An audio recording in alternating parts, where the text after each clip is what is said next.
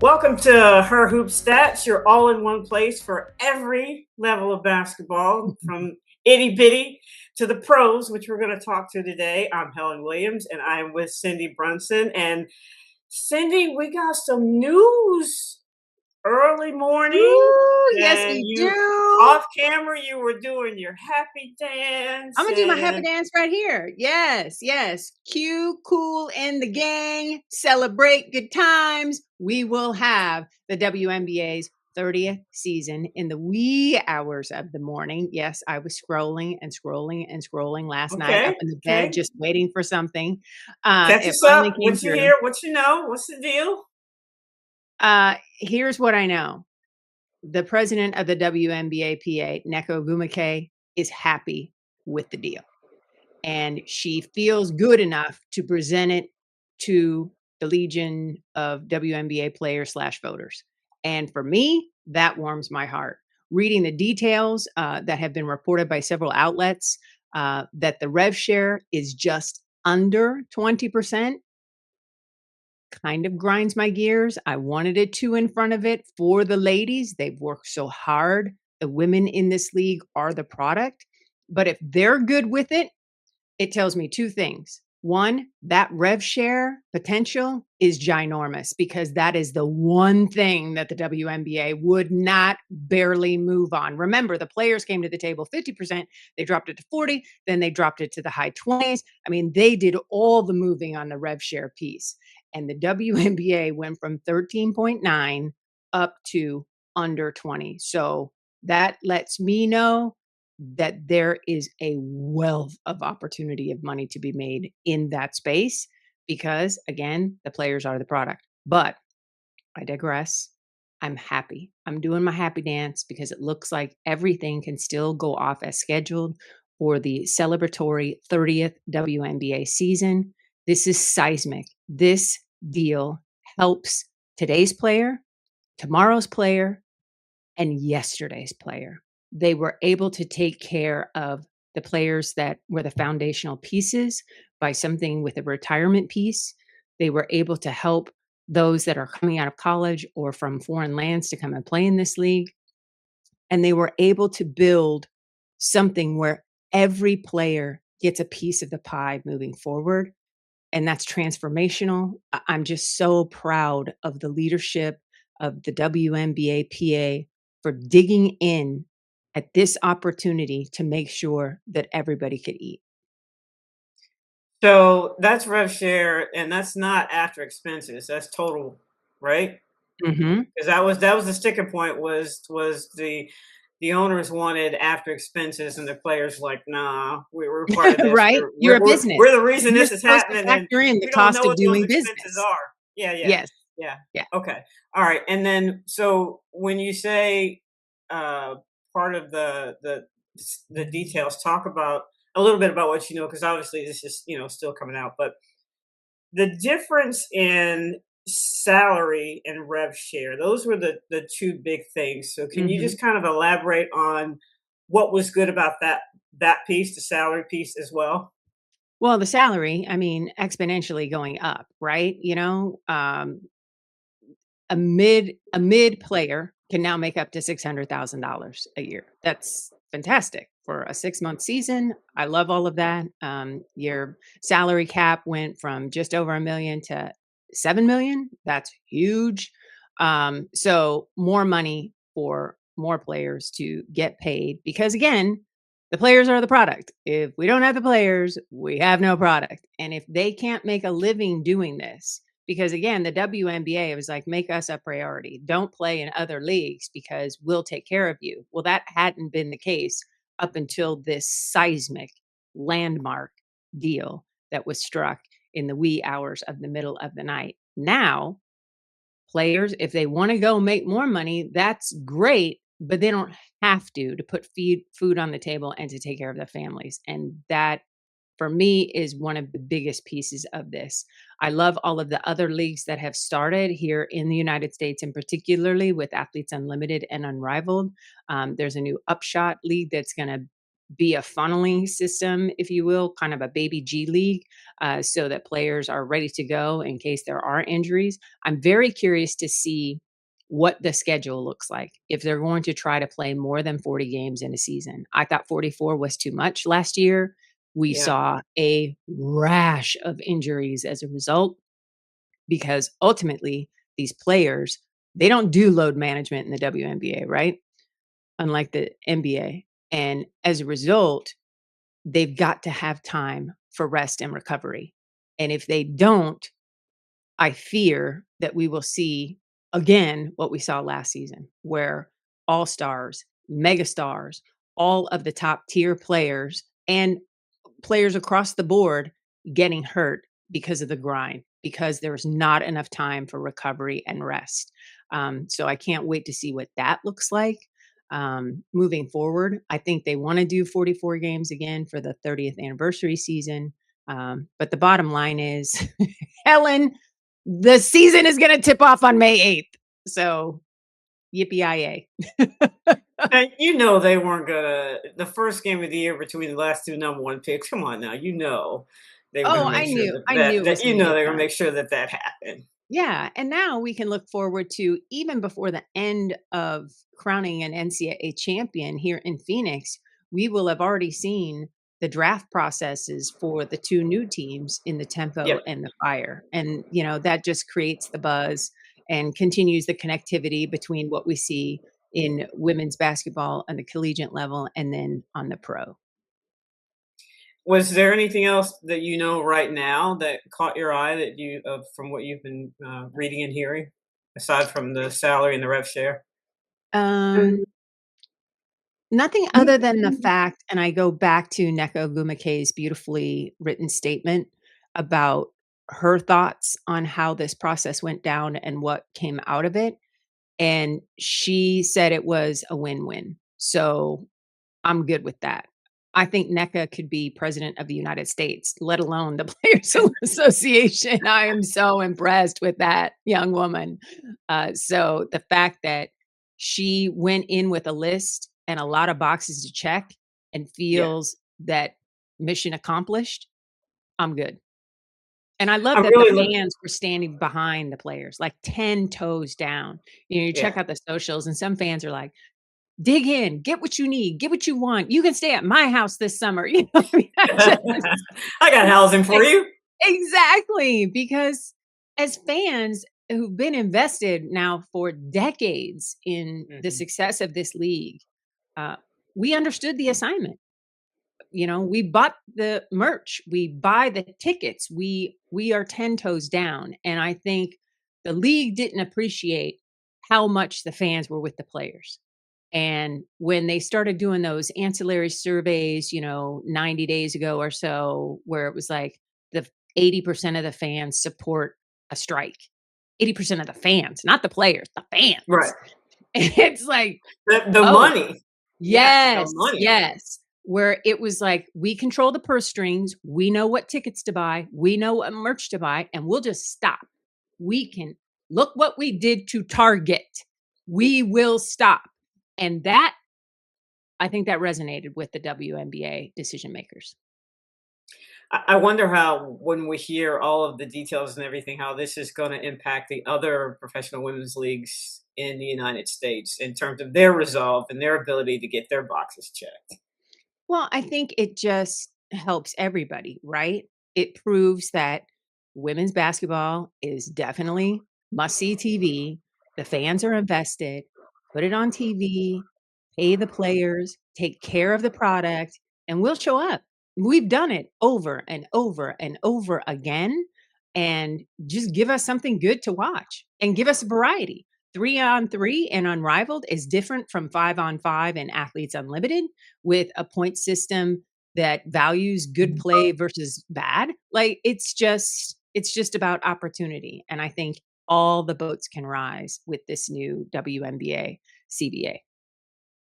Do you know how many girl dads right now are putting basketballs in their daughter's hand? Right. And, come on, honey, we're going to the gym. Well, that on the heels of the payrolls, right? We Right. Labor and Statistics released the numbers on how much teams are spending, and whoo, UConn and South Carolina, a payroll of nearly $12 Uh, million.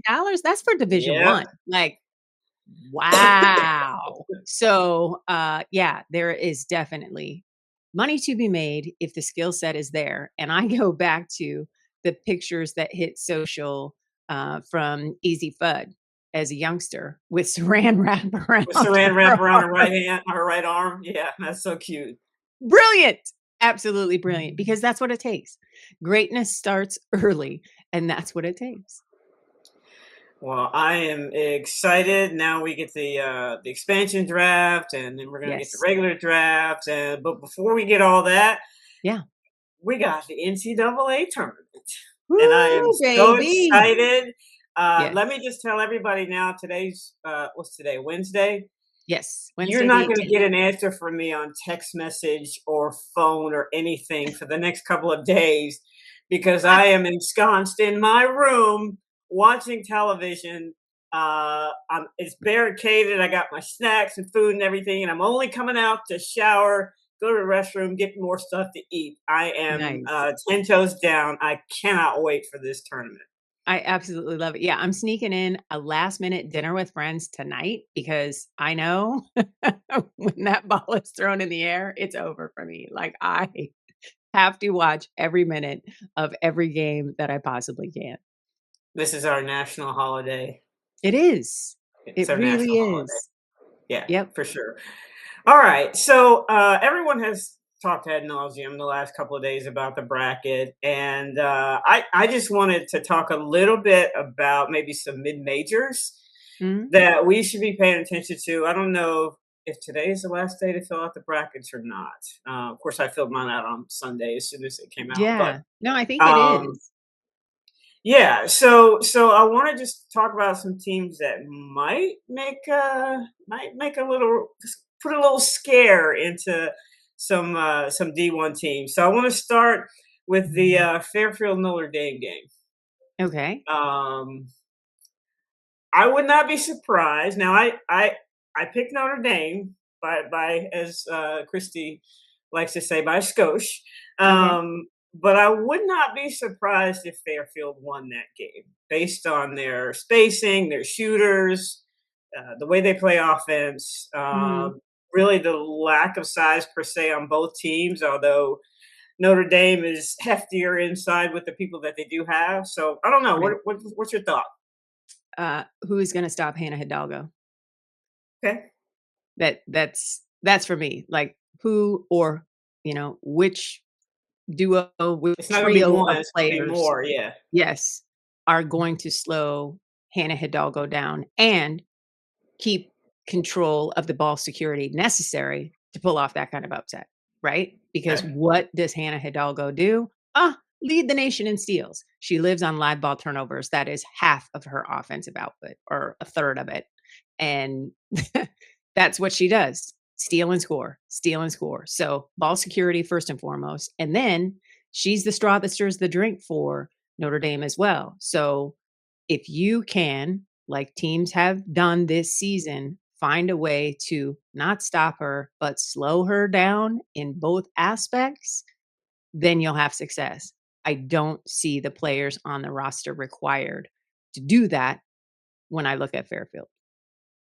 Okay. It would definitely be a committee effort Yes. to try to Yes. stop her. Um, Yes. but Not never say impossible. never. Yeah. If they hit some threes and I don't know, Yeah, you yeah, know, if yeah. you're Listen, if momentum. you're a betting person, you got some extra money laying around. Right, right. Momentum is not on the payroll, but it's critical. Like all of a sudden, because it provides confidence, right? You see that ball go through the hole, and then the hole looks bigger and bigger, and all of a sudden it's a beach ball going into the ocean. Like you can't miss. And that matters.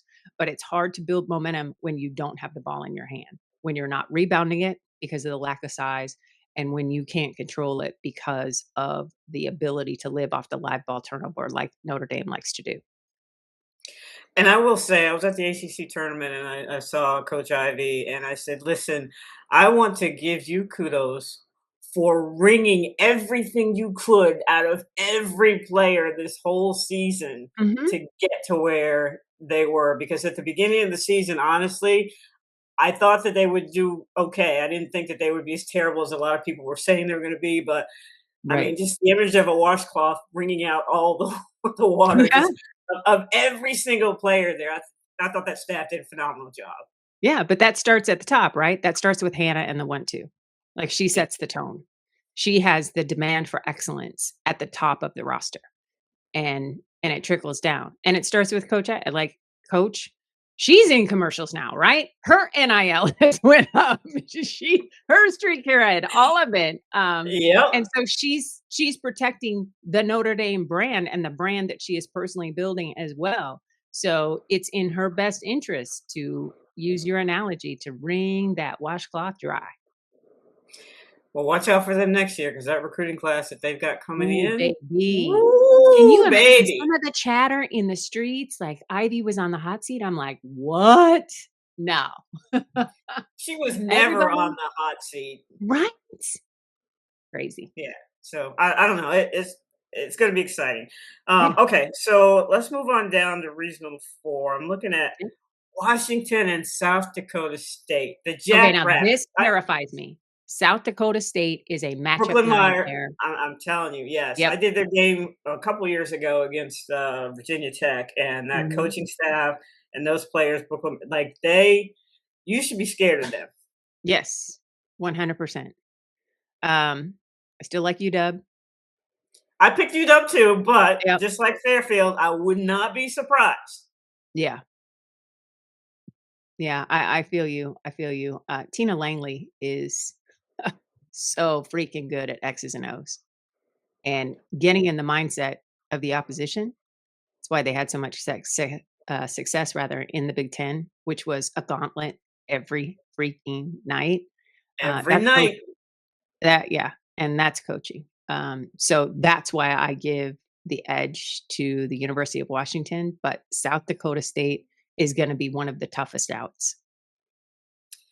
Yeah, and they had to win the tournament, I think, to get in because Mhm. they didn't do as well. North Dakota State obviously won the regular season, so Right. kudos to them for doing what they need to do to Yeah. get to the dance. To get to the dance. All right, this one interests me on a couple of levels. Georgia versus whoever wins UVA and Arizona State. So UVA and Arizona State have to play first. Glad Okay. that Arizona State got in. Obviously, a big turnaround from last year. Mhm. That's an interesting game to me. UVA and Arizona State. What are your thoughts? For Arizona State to win, they have to limit UVA in scoring, 55 points or below. I say that because over the last 4 years or so, when Molly Miller led teams hold the opposition to 55 points or less, Molly Miller is 75 and 1. Look at you with the 75 stats. Look at and you with 1. the stats. I'm telling you, this is Molly Miller is a defensive minded coach first, right?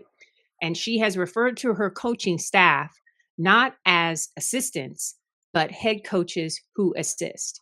So I know from an X's and O's standpoint, Molly Miller is going to really have Virginia scouted out up and down. And remember, this is a Who's team that only has one player averaging double figures. So if Arizona State can control the tempo and lean in on the defensive side, like they did against Iowa State to get into this thing, right? They don't get that win against Iowa State, they're probably in the WBIT. So that defensive scheme against a very good Iowa State team applied to Virginia, I think helps Arizona State advance and face Georgia.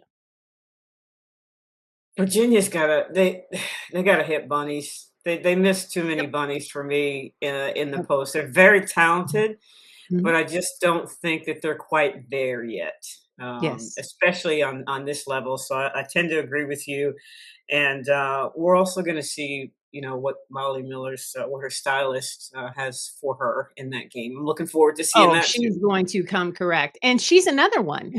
She's like Coach Ivy, right? She's got NIL deals and side hustles and all of the things with her wardrobe. You just go to her Instagram page and you can shop for the looks that she wears. I'm a huge fan of the sparkly Sun Devils. You put bling on anything and you have my complete and total attention. And Molly has leaned into that. She wants her excitement for her first year job to fly off of the shelves, and she wants to be the role model for that, and I absolutely love that for her. And the ride stops if they don't win, and I don't think Molly Miller wants this ride to end just yet. Okay, wardrobe for Kim Mulkey, wardrobe for Molly Miller. Which one? Because they both Ah, like sparkly and shiny. Which one do you go yeah, with? I'm gonna go with Molly only because it seems to involve fewer zoo animal replications. So I'm just gonna say that out loud. Listen, Kim Mulkey is one of one. I just think Yes, she's one of one. fabulous, and the way she gets so feisty still, like I've had that 50th birthday, right? I know what my knees want to do and what they don't want to do. And so when I see her in that full on crouch, I'm like, okay, you go, go. Yeah, I think I'm gonna go with Molly because she's a bit less ostentatious with her wardrobe. Yeah, So yeah. yeah, Fewer feathers, fewer fewer skins. everything really. Fewer everything really. Well, and the Okay, thing with I Molly is it digress. looks like something that you could have in your own closet and pull out. Nothing that Kim Mulkey owns would live No, in my closet, not a no, single garment. nor my closet for Right. sure. But I'm just way off the subject here. So let me rein myself back in. There we go. Um, let's go to regional two. I am looking at Princeton and Oklahoma State, and I will say this until the cows come home. People still do not take Princeton seriously. They are good. They've been good. Yep. I like Princeton in this one I do because of the too. discipline. Yeah. I mean, I'm a Oh, homer. I'm biased, but yeah, yes, yeah, I do like no. Princeton. No, Princeton's discipline is what makes me lean that way. Um, and the chip on their shoulder, right? So, yeah, that's I had the confidence to take the pen, not the pencil, and write down Princeton in this matchup. Okay, I did that too. And then in that same region, Coach Yo and against Gonzaga, Ole Miss against Gonzaga. Okay. Which version Very of Ole Miss is interesting. gonna show up? Yeah, I was just gonna say that I picked them to win because I'm assuming the good version is going to show up. But what say Right. you? Uh, I also, with an ink pen, put down Ole Miss, uh, in large part because of Cody McMahon. Cody McMahon, yes. Matchup nightmare, and I don't see anybody on Gonzaga's roster that can handle that, even in a double or triple team. And if that happens, then Cody's smart enough to get the ball out and get it to her teammates. But that's based on the good version of Ole Miss that we have seen time and again this season, not the clunky version that sometimes has reared its just unappealing head, and nonsensically. So, I'm hoping that Rebs, it's tournament time, level up. And again, this is McMahon's last chance to improve her draft stock A and draft all of the stock, things. yes. Yep. So I like the Rebs. Yeah, the good version at KYP know your personnel because with Gonzaga, you better know. You better Yes. know where they are. You better find them Yep. in transition. Yeah. Okay. Farina's a good coach. She's a really good coach. Oh yes, very good coach. Very good coach. Let's go down to Texas Tech Villanova. Hmm. I still don't trust Texas Tech. Villanova can shoot the lights out, so I picked Villanova I over the picked Power Villanova as Four. well because I had them Okay. twice in Big East play. Okay. And when they are rolling, those Wildcats are impressive. I'm and I love the coaching staff. I think they are very disciplined. They understand the assignment and they appreciate this opportunity. Remember, they already took Marquette's spot. When the season started, it was Yep. supposed to be out of the Big Yep. East, UConn, UConn Marquette. and Yep. Marquette, and Villanova said, nobody nobody asked me to sign up for that script, and they blew it up. And because of that, I like Villanova in this matchup. Everybody can shoot. I mean, everybody Yep. can shoot the three. Yes. Um, And okay, so everybody let's. and it's not just the starting 5. Anybody No, that she puts in I said comes off everybody the with the bench, big E. yeah, Yes, and has the green big E. light. Yep. Yeah, for And they sure. don't take bad threes. It's so It's within the lovely to flow of the watch their offense. offense. It's It's within the always flow of the transition. yes. Oh, love it. Yeah, it's beautiful basketball to watch. You Yep. watch that, contrast that against West Virginia. Yeah. It's aesthetically pleasing. Um, but results, West Virginia Yes. was results. Yes. Um, all right, a team that I don't know one way or the other about them, but Virginia Tech against Oregon. Mm. I struggled with this. I picked Oregon. It just seems like Virginia Tech. It's not that they're bad or that they're good. They're just Mhm. kind of there, and they showed up. I guess when they need to show up enough to get into the tournament. For me, the Hokies just don't look like everybody's on the same page, and there's a little too much hero ball for me, a little too much one-on-one, and I don't see the teamwork. Conversely, out of Oregon, I see the mission.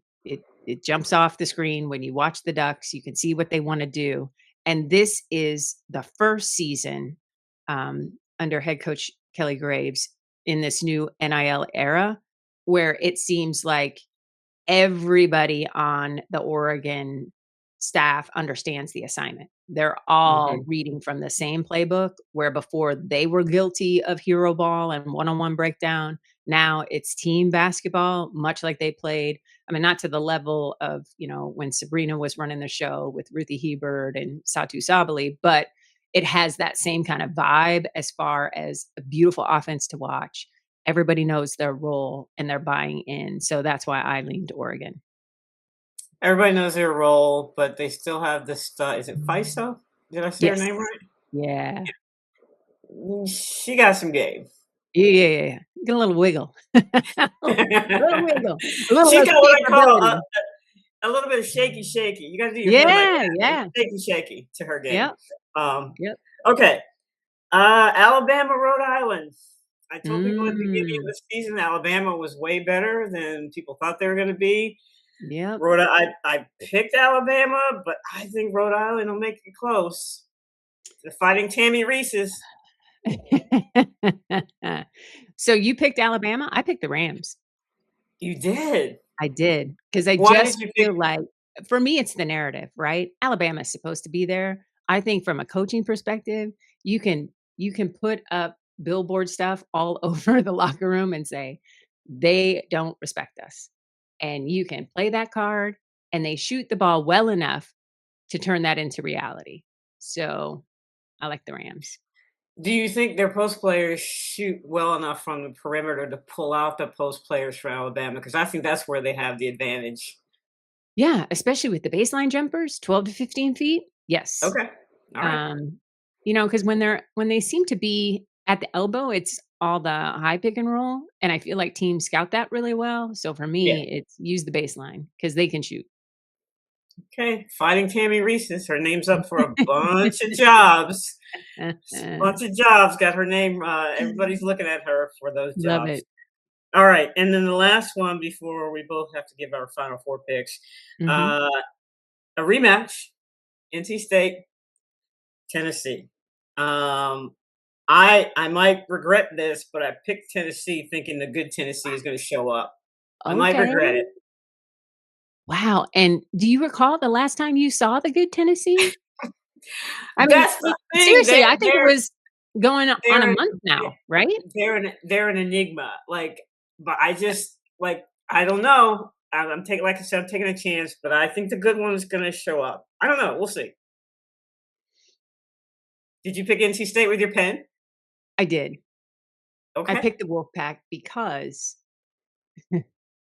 I just feel like they understand how to get in Tennessee's head and Okay. make it difficult, right? Because there's so much tape on the confused or slash sort of bad body language from the volunteers not buying into what the head coach is selling, right? And I think the Wolf Pack know that once it becomes a mind game, it's advantage NC State. All they got to do is make their baskets, and they can do that. So I like NC State.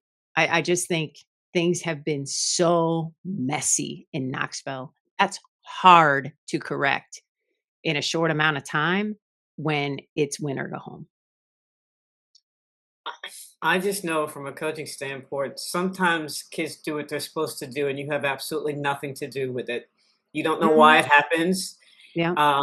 You didn't do anything to prompt it. Just for some reason, they all made up their minds to do what they're supposed to do. So that's the Yeah. kind of feeling I get about Tennessee. But we'll see. We'll Yeah. see. But I mean, Uh, that's gotta be buy-in with what the head coach wants, right? And Well, but some buy in, but then some, hey, listen, I know I'm not going to be here next year. I need to play well so that I can get NIL money somewhere else. I'm kind of yeah, auditioning. yeah, Maybe some WNBA scouts are looking at me and we haven't had a good season, but I need to show them that I can, what I can do. yeah. Lots of things there. So I have no idea. It's just a feeling. I could be totally wrong, but I cannot wait to see it. Yeah, I I'm cannot glad wait. Tennessee is in the tournament. I'm glad the streak continued, all of the things. But yeah, those Lady Vols make me nervous. Yeah, for sure. Okay, so I'm gonna give you my final four. You give me your final four.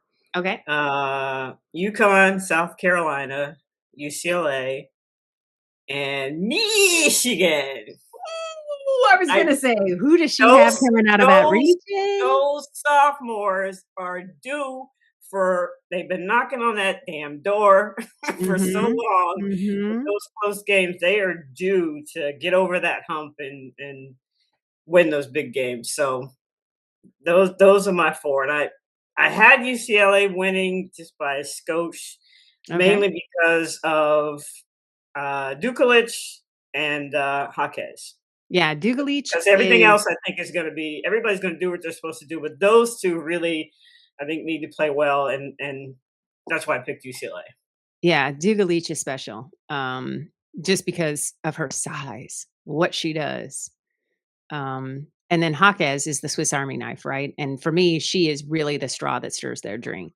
Yep. I know they've got great point guards in Kiki Rice and Charlize Ledger Walker, but it's when Jaquez is rolling that you see those 20-2 runs and these 30-point victories and all of the things. And she just spreads the floor so beautifully, the drive and kick and the perfect pocket passes to Neepkins on the arc or Ledger Walker on the arc or Rice on the arc. I mean, just so many lethal 3-point shooters on that team.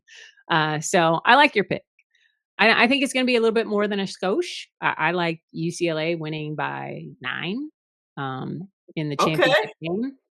So, I was a little more chalky just because of Rory Harmon. This is her last bite That was at a the hard one apple. for me. Yeah, Yeah, but yeah, yeah. yeah. Yeah. So, and just when she and Madison Booker are vibing. It is, whoo, man, that is tough to stop. And I like Texas's defense. As good as Yeah. Michigan can be, at defense can solve a lot of problems as well. So my final four are very chalky: South Carolina, UConn, UCLA, and Texas. And I think that's because I want to see those matchups. I want to see those Yeah. games Yeah. more than Sure. anything. Me Yes, too. yes, yes. So, and then I like UCLA winning the whole thing. I like Corey Close getting her first NCAA Women's Basketball Championship. I like all of those seniors going out with a victory. And I pick them because they have the most WNBA players on that roster of Oh my gosh, everybody your in the whole field, roster is going to be drafted in the first round. 1000%. And women's college basketball now is to the point, um, like the men's side. I hate to make the comparison, but we've seen this over and over again in the men's Final Four. The more NBA guys you have, the more lottery draft picks, the better your chances are to get into Yeah. the Final Four and winning the whole darn thing. And I think we're starting to see that in women's college basketball now. And because of that, and the fact that UCLA has, I need more than one hand to count how many they're going to send to the league after the Final Four in Phoenix. That's why I give UCLA the edge. Yeah, Corey Close is gonna be standing up, sitting down, standing up, sitting down, standing up, sitting down Oh, a lot on draft 100%. day. 100%. And I'm so excited that everybody's gonna come to the Valley. I promise the heat I wave was will gonna be ask, over. are you got the adult beverages ready for everybody? Listen, I have them ready on a Wednesday. You think I'm not gonna come correct for the Final Four? Come on now. Yeah, no, Alright, we're 'cause the ready. Her Hoop Stats staff is gonna be there, so Yeah, gotta make yeah, we sure. need Aaron to go ahead and solidify our meetup plans. Like, he keeps telling me, "Okay, yeah, I gotta get that done." Like, "All right, we're 2 weeks away. Let's go, let's go." 2 But yeah, weeks. no, I it's gonna be great. Everything is already taken over downtown Phoenix, Tourneytown vibe, partnership with Coca-Cola. There's baskets everywhere. There's gigantic brackets put up in downtown as well. The airport is all decked out. Like, we are ready. We are absolutely ready. And shout out to the committee that has put all of this together. The Sports Alliance for Arizona has just been fantastic, and it's going to be a party. and shout out to you for the voiceover that you did Oh, for the commercial. you're too sweet. No, I just, listen, You I just do what you do. that's it. That, they asked me to bring energy and excitement to something that I already love. Like, that was one of the easiest asks in the history of the world. So, yeah. And I'm very proud that for the first time since 1999, we are going to crown an NCAA women's basketball champion in the Pacific time zone. It hasn't happened since San Jose. It has been a minute. And when you look at where the winners come from, and this is another reason why I want UCLA to win, um, the eastern part of the country, like, you can divide Texas in half basically and Yeah. draw the line all the way up to Canada. All of the NCAA champions over the last 25 years have come from the eastern side of the country. So we need to bring it back west. Get that vibe from Cheryl Miller and, all of that. Need to bring it back west. And let me just say to the committee, stop having Final Fours in cold places. It should always be Right. in a warm place. That's I my don't even want to preference. That's look what it at needs the to be. That's what weather. needs to be done. I know, right? I don't even wanna look at the weather. It's been in Columbus, right? Like, no, but if I have to No, and shovel nothing snow. against the city of Columbus or the state of Right, Ohio, but it fabulous. needs to They be embrace women's someplace basketball. warm. Yeah, yes. It needs to be, yes, definitely warm. I wouldn't mind Hawaii. Let's go over to the islands. Puerto Listen, Rico, I that's in I the got a couple United kids States. over Let's there that go I used to there. coach at Princeton, so I know I Yes. got a place to stay when we go to Hawaii. So there you go. Nice. Nice. Yeah, yeah, let's do the sun. I like the sun. All right. Well, starts tonight. I'm excited. I know you're excited. You guys make sure and follow us. We've got a whole bunch of, Gower Hour talking about the brackets. We got everything on Her Hoop Stats site. If you want to compare your picks to each other, you can go on Her Hoop Stats and you can click in each team. And if you're a numbers person, you can see, or if you're by feel with me and you hope the numbers validate your feeling, you can do all that too. So, Mhm. um, Cindy, it One-stop was, shopping. It's an amazing point and click experience, and give yourself some time and prepare to go down a rabbit hole, because I oh, find for myself doing sure. that on the regular. For sure. I'm like, "Oh, that would be interesting to find out. I didn't know about that number," and Right? yeah, you can definitely go down a rabbit hole. So, Mm. yeah, Cindy, in a couple weeks, you got I'm the so I don't need the excited. adult beverage. I'll just have the red cup, but I know you got my vegan places, all set for Yes, me. yes. I got you hooked up on the vegan places. There are so many good restaurants. Remember, the Phoenix Scottsdale area is the 5th largest in the country. you're not coming to a small town or an area that's not hip and cool. We understand the assignment here in the Valley, and we are ready. All right, I'll have my vegan reviews for when I get back. So that's it for Yay! today, Cindy. I'll see you in a couple weeks. Thanks everybody for listening to her hoop stats.